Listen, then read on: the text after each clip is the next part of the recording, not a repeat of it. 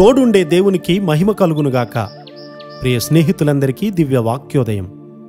ఈనాటి పాఠ్యభాగము నిర్గమాకాండము 3వ అధ్యాయము 10వ వచనము.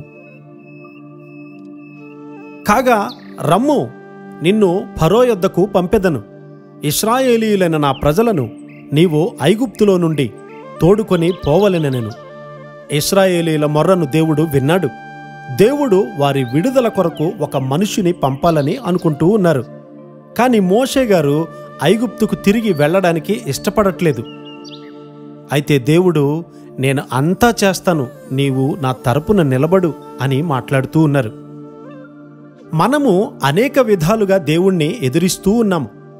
మన బలము, జ్ఞానము దేవుని చేత మనకు ఇవ్వబడ్డాయి. నీ దేహము, నీ మనస్సు కూడా దేవుడిచ్చినటువంటి ఈవులు. మనలో ప్రతి ఒక్కరికి కూడా దేవుడు ప్రత్యేకమైనటువంటి తర్ఫీదు ఇచ్చారు.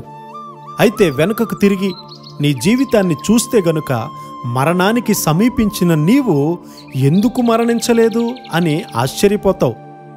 అనేక మంది చనిపోయారు, కానీ నీవింకా బ్రతికింపబడి ఉన్నావు. ఆ దుష్టులతో నీవెందుకు నాశనం కాలేదు? అదృశ్యమైన దేవుని హస్తము మోషే గారి వెనక ఉన్నట్లు నీ వెనుక కూడా ఉంది. దేవుని కొరకు ఉపయోగించడానికి నీ దేహము, మనస్సు, ఆత్మ పరికరాలుగా ఉన్నాయి. దేవుడు అప్పగించిన పని చేయడానికి మోషే గారు తిరస్కరిస్తూ ఉన్నాడు. ఆయనతో సహకరించకపోవడాన్ని బట్టి చాలా తరచుగా మనలను విడిచి దేవుడు వెళ్ళిపోవడం, దుఃఖముతో ఆయన తల వంచుకోవడం జరుగుతూ ఉంది. భారము కలిగినటువంటి స్త్రీ పురుషులను దేవుడు వెతుకుతూ ఉన్నాడు. మీరు ఆయన జతపనివారు అని నిన్ను గూర్చి ఆయన చెప్తూ ఉన్నాడు. నీలో ఉంచబడినటువంటి దేవుని సామర్థ్యతలు ఫలించి నీ చుట్టూ ఉన్నవారికి ఆశీర్వాదకరముగా ఉండేలాగూ ఉయ్యాల తొట్టెలో ఉన్నప్పటి నుండి కూడా ఆయన నిన్ను గమనిస్తూ ఉన్నాడు.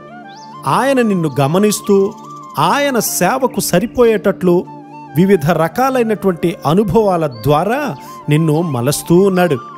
నీ జీవితాంతము కూడా ప్రభువు వారి యొక్క ప్రేమగల హస్తము ఆశ్చర్యకరముగా క్రియలు చేయడం నీవు గమనిస్తే తప్ప నీవు దేవుని పట్ల కృతజ్ఞత కలిగి ఉండలేవు.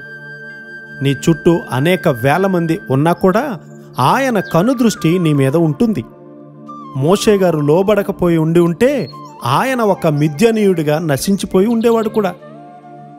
యవన కాలంలో నీ విశ్వాసము ద్వారానే దుష్టుణ్ణి నీ శరీరంలో జయించాలి. అణచివేయబడుతున్నటువంటి తన ప్రజలను విడిపింపగల దేవుని శక్తిని గూర్చి మోషే గారికి అప్పటికింకా తెలియదు.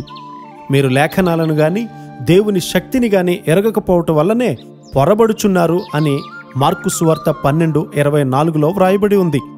నీవు లేఖనాలను ఎరిగి ఉంటే నీవు ఎంత గొప్ప శక్తిగల దేవుణ్ణి కలిగి ఉన్నావో గ్రహిస్తావు.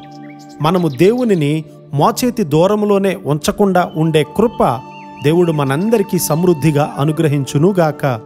ఆమెన్.